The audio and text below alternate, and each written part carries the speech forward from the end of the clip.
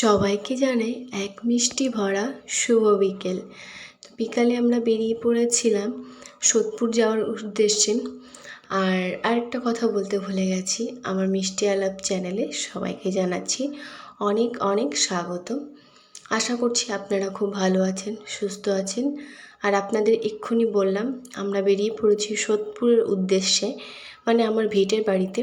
আজকে একটু বাড়িটা দেখে আসবো কি অবস্থায়। বাড়িটা থেকে চলে এসেছিলো আমার শাশুড়ি তার দুটো ছেলেকে নিয়ে 2007 সালে। আজ অনেক বছর আগের কথা, প্রায় একটা যুগ পার হয়ে গেছে। এখন প্রায় মাঝে মধ্যে আমার বিয়ের পর চাই জায়গাটা দেখে আসি, যেহেতু ভিটে বাড়িতেও একটু দেখে আসতে হয়। গ্রামের সাইডে, গ্রাম নয়, বেশ ভালোই। আমরা যদি কোনো সময় বাড়িটা ঠিকঠাক করে ওখানে বাস করি তাহলে আপনারা জায়গাটা দেখতেই পারবেন কেমন।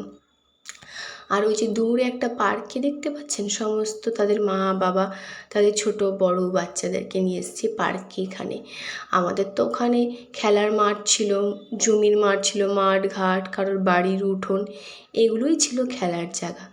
আর এখানে সবার খেলার জায়গা হলো এই পার্ক।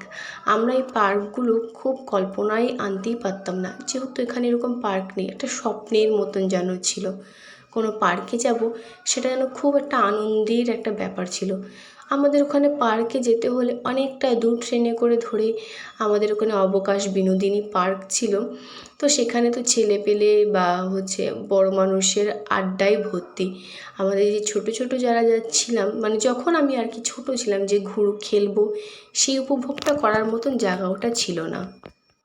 কারণ এটাই যে পার্কে আমরা যাব কি করতে, পার্কের দোলনায় একটু দোল খাবো, তারপরে যেগুলো ওই স্লিপের মতন কেটে নামে ওগুলোতে বিভিন্ন ধরনের খেলার মতন জিনিস থাকবে, যেগুলো আমরা উপভোগ করব।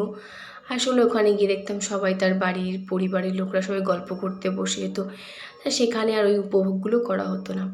দেখতে দেখতে যেন অনেকটাই বড় হয়ে গেছি। সেই দিনগুলো অনেক দিন আগেই কাটিয়ে এসেছি। আজ কাটিয়ে এসে বিয়ের জীবনে, তারপর একটা বাচ্চার মা হয়ে গেছি। এখন যেন জীবনটা অন্যরকমই হয়ে গেছে। বিয়েটা অবশ্য আমার হয়েছে অনেক অল্প বয়সে, আর আমি মাও হয়েছি অনেক অল্প বয়সে। এই রাস্তাটা কোথায় বলুন তো, দেখে আপনারা একটু হলেও মনে করতে পারছেন এটা এমন একটা জায়গা, যারা দূর বিদেশে থাকে তাদের এই স্থানে আসতে হবেই একবার হলেও। কারণ এটা হলো এয়ারপোর্টের রাস্তা, দমদম। যত বাইরে বিদেশে যারাই থাকুক না কেন, তাদের বাইরে যেতে হলে এই দমদম এয়ারপোর্টেই আসতে হবে। আর বাইরে থেকে যখন ফিরতে হবে তখন এই এয়ারপোর্টেই তাদের আসতে হবে। এখান থেকে তাদের বাড়ির ঠিকানায় তাদেরকে পৌঁছে যেতে হবে। আমরা এখন বাইকে করে যাচ্ছি বিকেলবেলায়। বেশ সুন্দর একটা ওয়েদার, জানেন তো। বিকেল তখন ঘড়িতে বাজে প্রায় 5টা 15।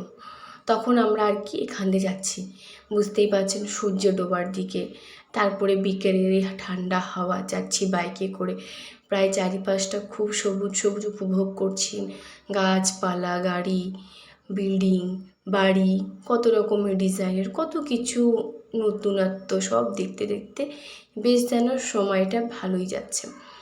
মাঝে মধ্যে জানেন তো একটু একটু এরকম করে বেরিয়ে পড়তে হয় আর কি, নিজের মাইন্ডটাকে ফ্রেশ করার জন্য। দেখেছেন, আবার আমি ভুল বলছি। আমার না এটা খুব বাজে অভ্যেস, জানেন তো। আমি কথা বলতে গেলে প্রায় ভুল বকি, যেটা একদমই ভালো নয়। আর এটাই আমার সবাই ধরে বসে যে আমি এটা কি বলতে চাইছি, ভুল বকছি, এই বকছি। এর জন্য আমার অনেক কথা শুনতে হয়। কি করব বলুন তো, এই অভ্যেসটা কিছুতেই ছাড়াতে পারছি না আমার। সোদপুরে যাওয়ার জন্য এই হাইওয়েটা হয়ে খুব ভালো হয়েছে। এখন আমরা কোথায় বলুন তো, এটা কল্যাণীর হাইওয়ে, এর উপর দিয়ে যাচ্ছি। এই প্রথমবারই গেছি, অবশ্য আমার আবদারে। আমি প্রত্যেকবারই যখন যাই তখন আমাকে নিচ থেকে নিয়ে যায়, তো আমার আজকে ইচ্ছে হলো হাইওয়ের উপরে যাওয়ার জন্য। আর হাইওয়ের উপরে যাওয়াটাই তো আমার মনে হয় ভালো, কোনো সিগন্যাল থাকে না, কিছু না। তুমি নিচ দিয়ে গেলে তোমাকে সিগন্যালে দাঁড়াতে হবে। তো আমার কথায় হাইওয়ের উপরে গেছে। আমার যে এরকম হাইওয়েতে এরকম বড় বড় চওড়া রাস্তা দিয়ে বাইকে করে যেতে যে কী না ভালো লাগে কি জানি। অনেকে ভাবে যে লং ড্রাইভে যাবো 4 চাকায়, 4 চাকায় যেন আমার একটা দম বন্ধ লাগে। আমার সব থেকে যেন বাইকে বেশি ভালো লাগে। আমি সত্যি কথা বলতে গেলে বাইকে ঘুরতে বেশি ভালোবাসি, আমার কাছে যেন এটাই ঠিক। আর যদি আমি 4 চাকায় ঘুরতে যাই, আমাকে কোনো সময় বৃষ্টি হলে কাচের জানলাও তুলে দিতে হবে, এসি চালাতে গেলে কাচের জানলা। আর আমার এই বাইরের হাওয়াটা যতক্ষণ না আমার গায়ে লাগবে ততক্ষণ যেন আমার ফ্রেশ মনে হয় না। তার জন্য কোনো সময় 4 চাকায় গেলেও আমি কোনো সময় এসি চালাতে দিই না, যেহেতু আমার একটু এসি চালালে আমার নিজেরও শরীরের প্রবলেম, আর আমার তো ভালোও লাগে না। এই হাওয়ার যদি বাইরে আমি ঘুরতেই বেরোলাম, যদি প্রাকৃতিক এই যে হাওয়াটাই গায়ে না লাগে তাহলে কিসের মজা। তো বলতে বলতে দেখুন আমি বাড়িতে চলে এসেছি। এই হলো আমার বাড়ি। এই সামনে যে অংশটা দেখছেন, এনারা অন্য একজন আমাদের বাড়ির জায়গাতে ওনারা বাড়ি করেছেন, আমাদের না বলে।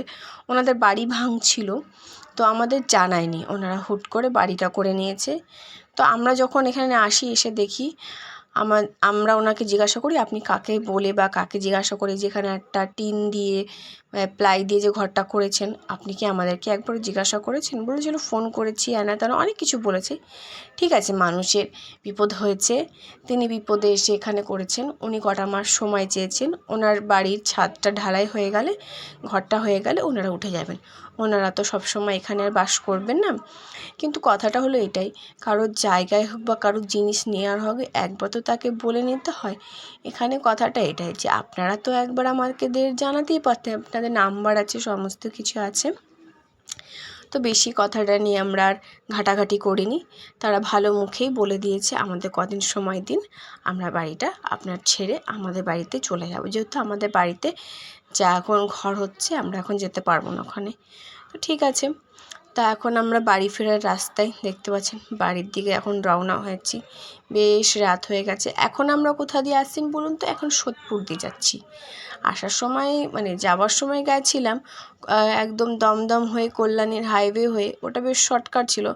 আসার সময় এদিক দিয়ে, কারণ আসার সময় এদিকটা দিয়ে আসতে চাইলাম এই কারণেই যে দেখতে চাইলাম যে রাতের পরিবেশটা কেমন সোদপুরের এই রাস্তাটা দিয়ে। তো বেশ দেখছি আমাদের এই বেলেঘাটা থেকেও দারুণ, খুব জাঁকজমক, চারিদিকে লাইটিং, বড় বড় মল, বড় বড় রেস্টুরেন্ট। চলুন তাহলে ভিডিওটা আজ এখানেই শেষ করছি। ততক্ষণ আপনারা সচেতন থাকুন, ভালো থাকবেন, সুস্থ থাকবেন, সাবধানে থাকবেন। আর আমার ভিডিওটা যদি ভালো লাগে অবশ্যই একটা লাইক অবশ্যই করে যাবেন। তাহলে আবার আপনাদের বলি, আপনারা ভালো থাকবেন, সুস্থ থাকবেন। বয়স্ক যারা আছেন, বাড়ির ছোটো বাচ্চারা যারা আছেন তারা খুব ভালো থাকবেন, কারণ এখন আবার কোভিড বেড়েছে। তাই সবাই খুব সাবধানে সুস্থ থাকবেন। তাহলে ভিডিওটা শেষ করি এখানেই।